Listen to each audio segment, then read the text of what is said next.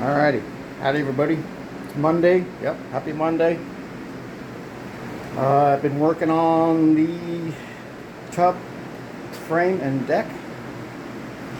I've got my little supports made. Things are not all together yet. They're just kind of in piece. I did cinch this down with a couple of screws, and I put the framing in with a couple of screws, or actually more than a couple of screws.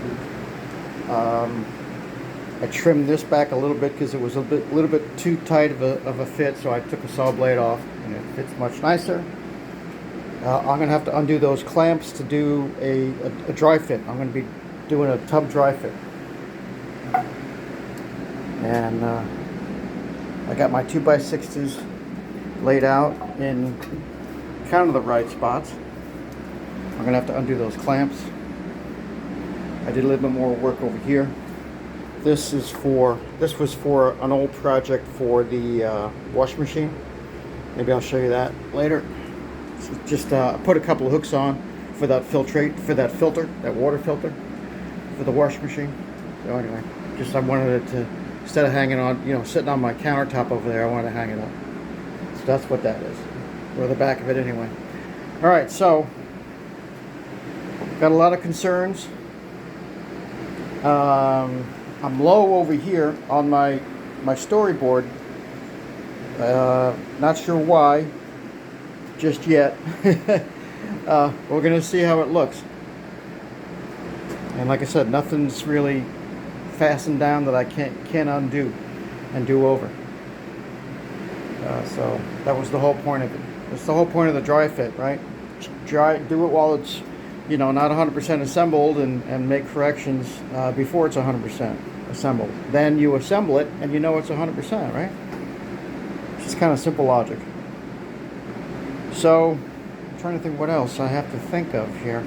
Yeah, I got to undo those clamps. Those little eye brackets, they are fastened, but they're not fastened to the deck. So those three pieces, they're one. It's just not on the deck board yet.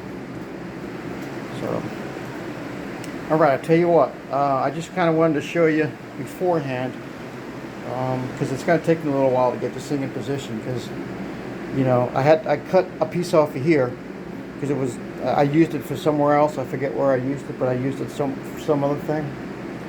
So I don't have my main piece going across here. Remember that 2x6? Because that's there now. So I'm going to have to go back to Lowe's and get another length. Yes, another 8-footer.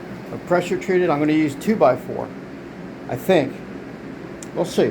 Maybe I'll stick with the 2x6 because it wasn't hurting anything. The 2x4 compared to the 2x6. I'll just have to see how the measurement works, because that's going to dictate the end of my bath install and where the floor tile is going to stop. Right. That's going to give me a nice butt for the floor tile. It's going to be like a little wall, if you kind of get me. All right. So we're getting ready for a dry fit. I got everything out of my way pretty much. Oh, I also, just as a side note, I flushed out my traps, and that was nice. I was glad I could do that, so that's why the towel's off on both of my traps, because I flushed them out real good. So as long as there's fresh water in the trap, you're fine. You don't have to, sewer gas is not going to come. It's just when it gets a little gnarly. Yeah, I know that word, right? I don't know where I got that from. But it's just, you want to, pretend that it's like fresh water from when you're using your tub or your shower. So, of course, when that water evaporates from the trap, that's where you can get sewer gases. All right, anyway. All right, trying to think of anything else I got to do to where I get this thing in. I'll make a separate video, because I'm going to keep, once I get the tub dry fit, I'm going to keep it in here for a little while, because I want to check all the edges of the tub where it meets the deck. I got to figure out, and that's why I kept this long. See how long this is? Because I don't know where to cut it, and I don't know where to cut that one, and I don't know how far over to move that. So there's a lot of things I got to figure once I get this tub dry fitted. Okay, so let me stop talking and get something done, and I'll leave you with that shot right there. All right, stay tuned. Gonna be more to come.